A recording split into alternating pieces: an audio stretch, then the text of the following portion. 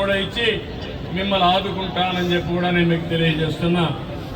ఎవరైనా తోపుడు బండ్లు పోయింటే 10,000 15,000 ఖర్చు పెట్టి కొత్త బండ్లు పూర్తి ఖర్చుతో ప్రభుత్వం మీకు సరఫరా చేసే బాధ్యత కూడా తీసుకుంటాం.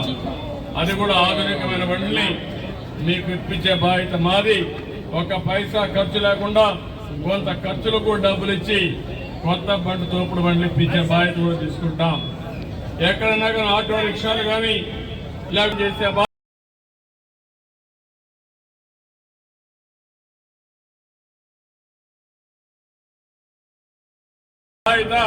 ఈ ప్రభుత్వం తీసుకుంటుంది. ఇది కాకుండా ఇంకా అనేక విషయాల్లో నామ్స్ అన్ని ఉన్నాయి. కలెక్టర్కి స్పష్టమైన ఆదేశాలు ఇస్తున్నాం. 17వ తారీఖు లోపల మీ అందరికీ న్యాయం చేసే బాధ్యత ఆయన తీసుకుంటారు. ఎక్కడైనా సరే పంట రివైవ్ చేయగలిగితే దానికి అవసరమైతే యూరియా గాని ఇవన్నీ ఇచ్చి పొటాషియం ఇచ్చి మళ్ళీ కాపాడగలిగితే దానికి కూడా ఎరువుల సరఫరా కూడా చేయమని ఆదేశాలు ఇచ్చాం. అది కూడా చేపిస్తాం. ఇది కాకుండా ఈ ప్రాంతంలో మళ్ళీ చూస్తే ఏలేరు ఎప్పుడు ఎక్కువ నీళ్లు వచ్చినా భవిష్యత్తులో మళ్ళీ వరదలు రాకుండా ఏం చేయాలో అవన్నీ చేస్తాం. దీనికి కావలసిన ఆధునీకరణ నేను ఒకటే హామీ ఇస్తున్నా. 1 ఎకరా పొలం కూడా ఎండడానికి వీలు లేదు. దానికోసం ప్రణాళిక తయారు చేయమంటాను. తయారు చేసి తప్పకుండా అవన్నీ చేసి ఈ ప్రాంతాన్ని కాపాడే బాధ్యత ఎన్డీఏ ప్రభుత్వం తీసుకుంటామని మీ అందరికీ హామీ ఇస్తున్నాం. గోదావరి పక్కన ఉంది, మీకు మాత్రం కరువు ఉంది.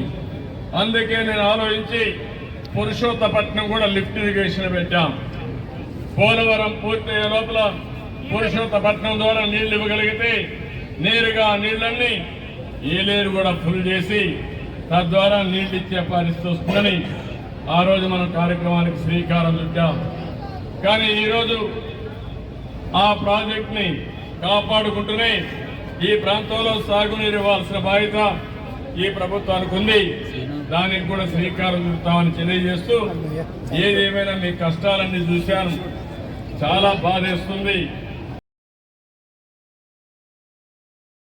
ఓసారి వరదలు మనం కంట్రోల్ చేయలేం, తుఫాన్ని మనం నియంత్రణ చేయలేం.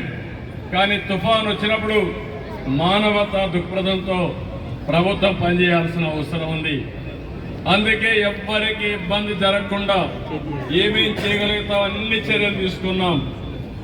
అంతేకాకుండా ప్రతిరోజు నేను కూడా టెలికాన్ఫరెన్స్ తీసుకుని కలెక్టర్ గారికి స్పష్టమైన ఆదేశాలు ఇచ్చాం.